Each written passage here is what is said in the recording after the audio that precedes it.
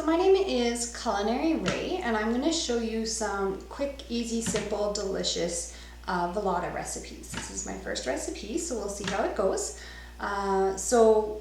This is actually a two-part recipe because I actually want to marinate part of the meal before we actually cook it on the raclette. So for this recipe, I'll be honest, I don't usually measure stuff out, so that's also why I'm doing the videos versus just typing up my recipes, so that when I say a dash, you kind of know what a dash is and you can get an idea for volume. So what I'm going to make today is some Velata grilled spaghetti squash.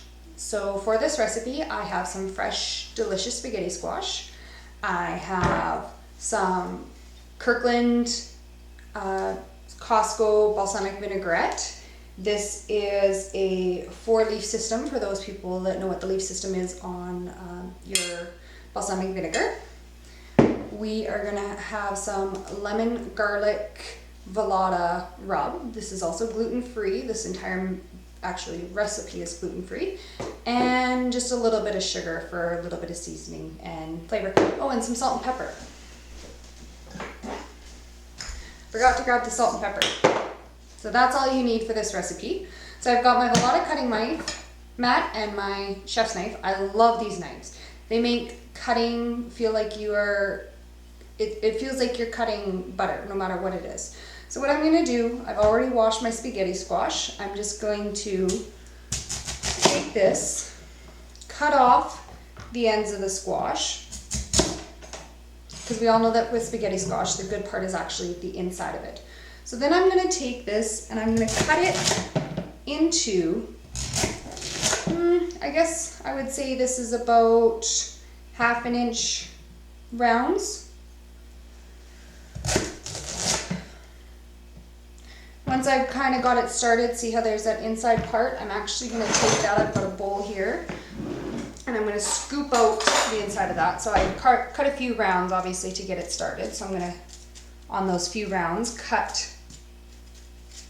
scrape out that inside seeds. All squashes have seeds, pumpkins, butternut squash, anything like that. They have those inside seeds and inside parts, I guess you'd call it. So I'm going to take that, scrape it all, get out as much of the stuff as I can. This one, I'm going to cut a little bit more of that end off of this piece here.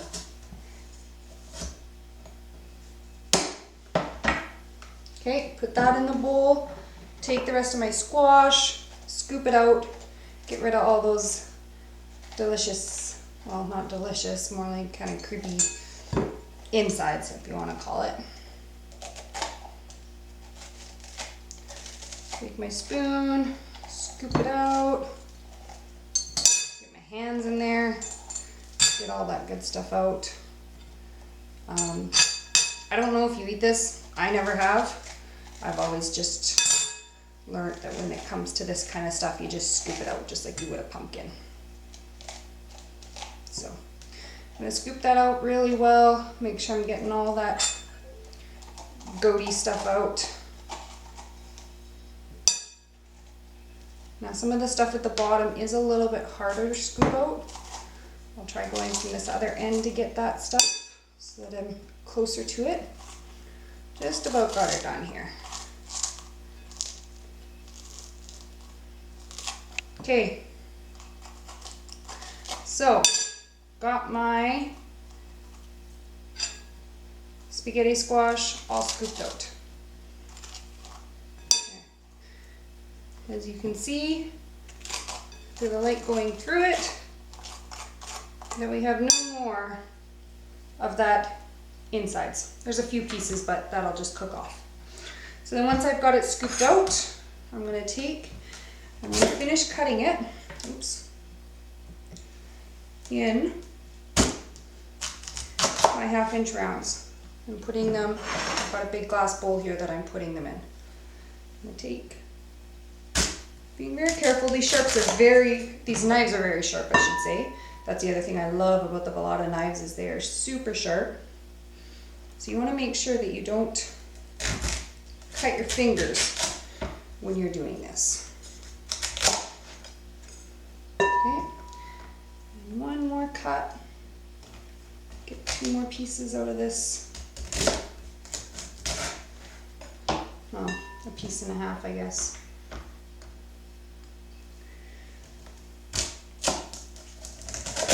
There we go.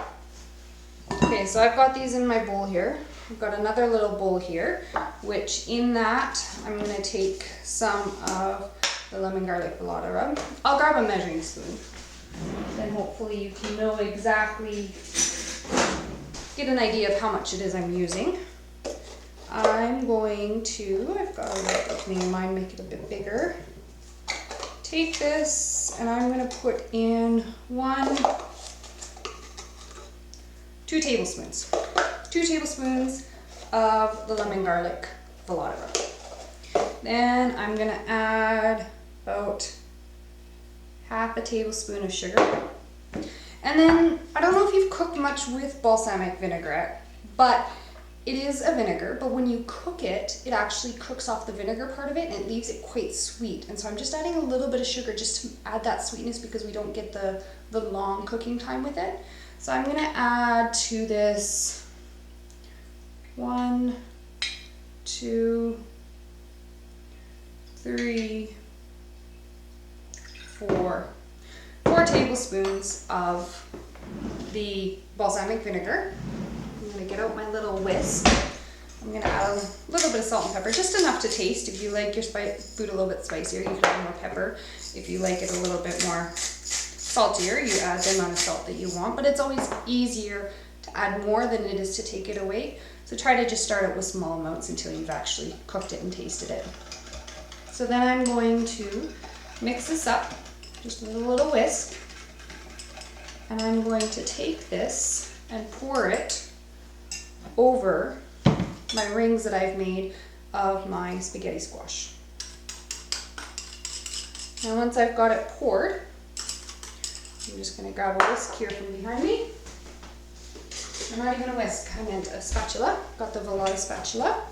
And I'm going to stir that up. I want to make sure that I coat every piece of this spaghetti squash with that balsamic vinaigrette seasoning. And the nice thing is that when I'm actually cooking this on the raclette, whatever's left in the bottom of the bowl, I'm actually going to take that and brush it onto the squash while I'm cooking it. So I'm going to mix this up here, get it all covered in here.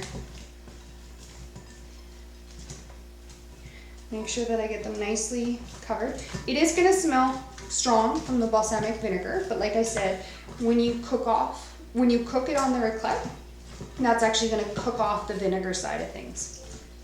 So you can see I've got my rings nicely coated. They've all got that beautiful brown coloring on them from the balsamic vinegar on both sides and around the edges. And so I want to let them sit in there. I'm going to let them sit for 15 minutes. So I'm going to set them off to the side, let them sit there for 15 minutes. And with this tonight, I'm actually making some grilled up steak. So this, I did freeze. I made it up a while ago and I had extra, so I just decided to freeze it as it was. But what it is I just took sirloin steak, sliced it into cube sizes. I added some onion and some mushroom, and then that is actually marinated in the Velata